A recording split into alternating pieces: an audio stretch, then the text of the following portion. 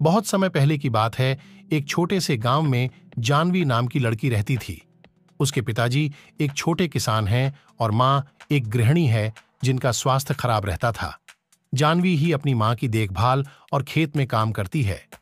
जानवी बहुत सुंदर और दयालु थी। लड़की के पापा फूलों की खेती करते थे। जानवी की माँ दिल की रोगी थी। जानवी ही उनकी देखरेख करती और खेत पर पापा का हाथ बांटती। एक दिन जब जानवी अपने खेत से फूल तोड़ रही, तभी उसे एक बहुत मधुर संगीत और गाने की आवाज सुनाई दी। पहले तो जानवी ने ध्यान नहीं दिया, पर जब वह संगीत में मदहोश होने लगी, तब उससे रहा नहीं गया। जहां से गाने की आवाज आ रही थी, जानवी उसी ओर चल दी। पास जाकर देखा, एक हट्टा कट्टा लड़का अपनी आंखें बंद करके गिटार बजाते हुए गाना गाए जा रहा है। जानवी उस अनजान लड़के को एकटक होकर देखने लगी। बहुत देर तक जानवी उसको देखती रही और संगीत में खोकर उसके पास आंखें बंद करके बैठ गई। जब लड़के ने गाना बंद किया और आंखें खोली तो देखा एक सुंदर और मासूम सी लड़की उसके सामने बैठी है। लड़के का नाम राज था। राज ने पूछा, कौन हो तुम?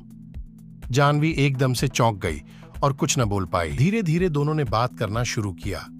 जानवी ने राज के गाने की तारीफ की और राज ने उसकी सुंदरता की। राज पड़ोस के ही गांव का लड़का था जिसको संगीत में बहुत रुचि थी, पर घर वालों के कहने पर वह शहर में पढ़ाई करने गया था और नौकरी न मिलने की वजह से गांव वापस आया था। उस दिन दोनों बैठकर घंटों बातें करते रहे और दोस्त बन गए।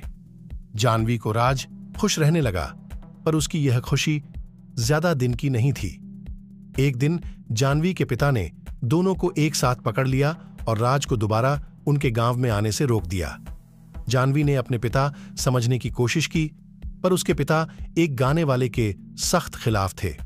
जब जानवी की मां को यह पता चला तो उनकी तबीयत और बिगड़ गई। इस बात से परेशान होकर जानवी ने राज से फोन पर भी बात करना बंद कर दिया। राज ने मायूस होकर गांव को छोड़ दिया। देखते देखते समय गुजरता गया और जानवी की शादी की बात चलने लगी, पर जानवी अब तक राज को भूल नहीं पाई थी।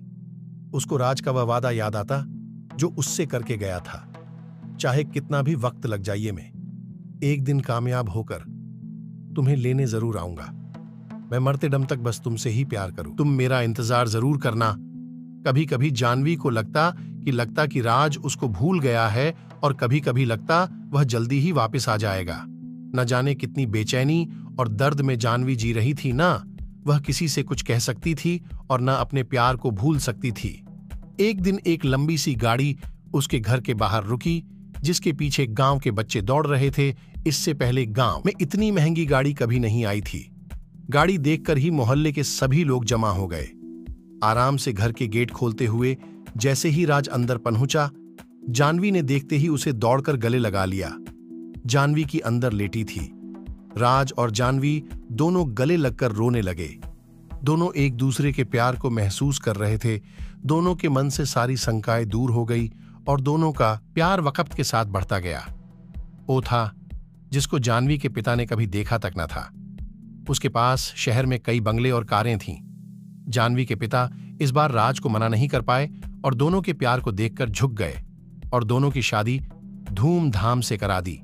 जनी और राज ने अपना पूरा जीवन खुशी खुशी बिताया और जब वह शहर से बोर हो जाते तब वही उस खेत के पास आते जहां वह पहली बार मिले थे। राज गाना गाता और जानवी उसकी बाहों में संगीत का आनंद लेती। दोनों ने धरती पर ही स्वर्ग का आनंद लिया।